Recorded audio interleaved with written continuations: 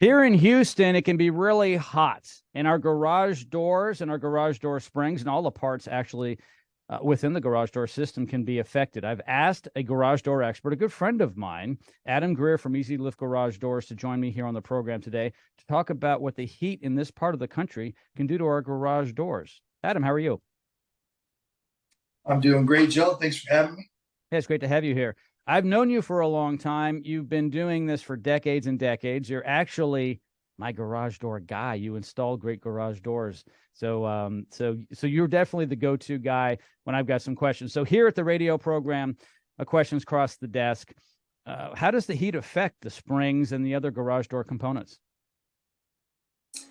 Well, that's an interesting question, and there's a lot of answers there. Uh, the heat doesn't really affect springs. Weather doesn't really affect springs so much. The metal is, steel is steel. What it can do is make the door stiffer.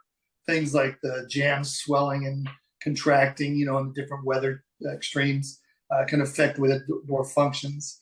Rollers, different types of rollers, how heavy if you're heavy gooping them with grease, that's a in the winter that's a bad thing that stiffens up. But in the summer, it makes that stuff, just liquid almost sometimes. And you go in, it's just a disgusting mess.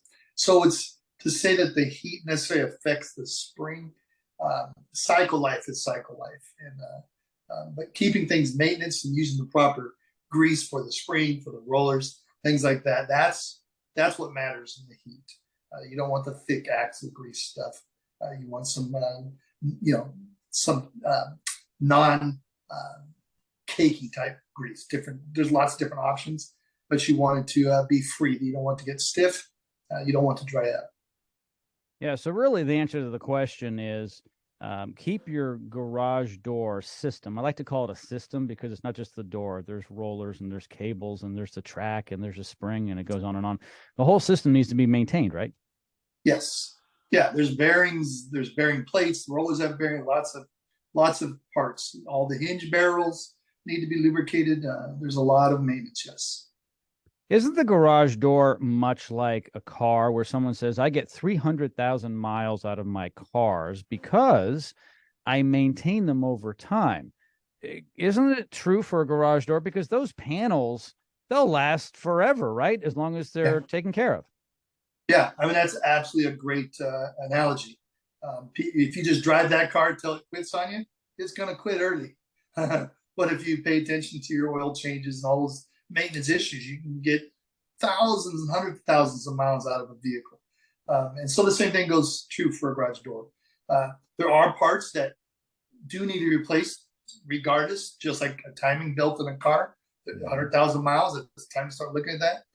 Plastic rollers, 1 year you should replace your rollers. Steel rollers, 4 to 6 years. Nylon rollers, 6 to 10 years. And again, the better you maintain any of those three options, the longer they will last.